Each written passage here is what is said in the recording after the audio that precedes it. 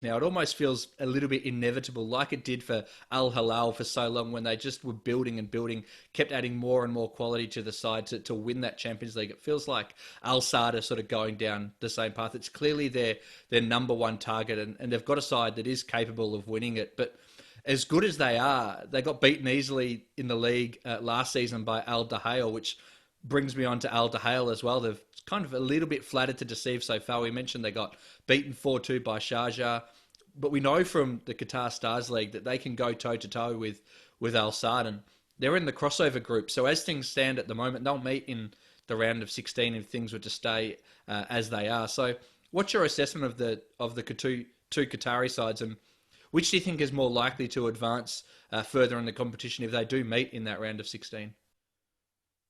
Yeah, I think Wael has spoken about Duhail a little bit earlier on, and he has touched on the fact that perhaps the squad that they have built there will hold them in good stead with the rest of the competition. In terms of how you need to manage your fitness levels and things like that. With Al Sadd, it'll be interesting to see because yes, I think they have a very strong 11, 12, or 13. I'm not quite sure what happens if they run to a situation where they do struggle a little bit with injuries over there. But you're absolutely right. I think they are built to sort of try and go and conquer Asia once again and go all the way through. But they do have this aspect about them of, at times, I think, maybe self-destructing in certain games, in big games, in situations that don't quite go against you.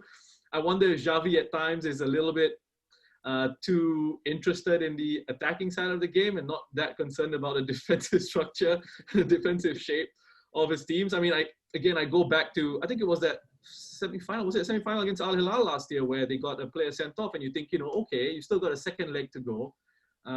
Try and keep things tight at the back. Instead, they opened up and they went for it and they got absolutely hammered, although they did almost make it back in the second leg. So, attacking-wise, it's not going to be an issue for Al Sadd. It's just about their structure defensively and whether they actually have the quality in there and whether they have that sort of mentality to go into these games and say, look, you know what? Maybe in this one, we might have to sit back and just, rein in our attacking instincts a little bit. So that's going to be fascinating for me to sort of to keep an eye on going forward.